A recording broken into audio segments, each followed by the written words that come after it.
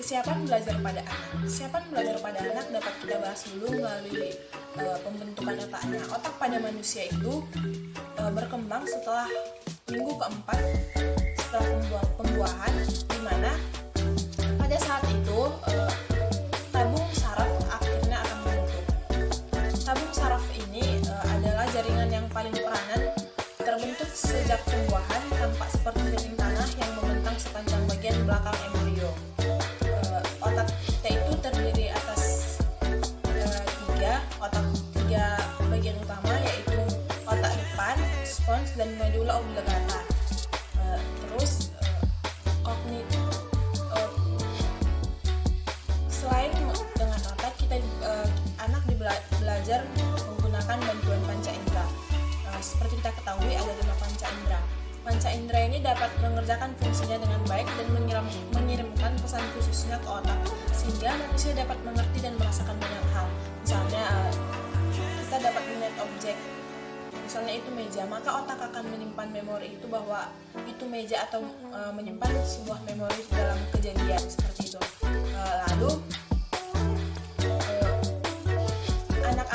perkembangan anak-anak juga dipengaruhi lingkungan. Seperti kita ketahui, anak pertama kali belajar itu dari lingkungan keluarga. Selain dari lingkungan keluarga, dia dapat belajar juga dari lingkungan sekitarnya. Lingkungan adalah salah satu faktor penting yang mendukung kecerdasan anak. Menurut Dr. Melly Bursiman di majalah Intisari, kecerdasan atau intelijensi anak dipengaruhi oleh 3 faktor, diantaranya faktor bawaan, faktor gizi, dan faktor lingkungan. Setelah faktor lingkungan, kita akan bahas di faktor gizinya. Ada istilah yang disebut dengan multinutrisi, di mana multinutrisi ini membuat tubuh anak sulit untuk melakukan hal normal seperti bertumbuh dan melindungi tubuh dari penyakit. Multinutrisi ini mempengaruhi perkembangan otak karena anak kekurangan gizi.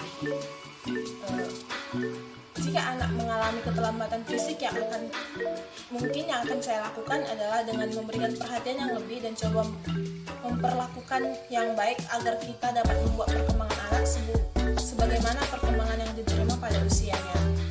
Namun perlu diketahui, perlambatan fisik pada anak itu perlu diketahui apa sebabnya agar kita dapat mengetahui juga apa yang harus dilakukan. Selanjutnya itu perkembangan fisik menurut Bullen dan Thomson, yaitu satu sistem saraf perkembangan yang akan meliputi kecerdasan dan emosi pada anak. Yang kedua, otot-otot, di mana kekuatan dan kemampuan gerak motorik anak, misalnya itu dia dalam berdiri dan lain-lainnya. Yang ketiga, kelenjar endokrin, yaitu perubahan pola tingkah laku pada anak. Yang keempat itu struktur fisik atau tubuh, di mana perubahan tinggi badan, berat badan, maupun proporsi dari badannya. Perkembangan anak secara kognitif menurut Piaget itu ada 4 macam, yaitu tahap sensori motor, di mana itu terjadi pada pada kelahiran hingga 2 tahun, lalu tahap praoperasional di mana pada umur 2 sampai dengan 7 tahun, tahap operasional konkret pada usia 7 hingga 11 tahun, dan tahap operasional formal pada usia 7 hingga 15 tahun. Ada juga itu conditional age, di mana anak-anak kita dipengaruhi,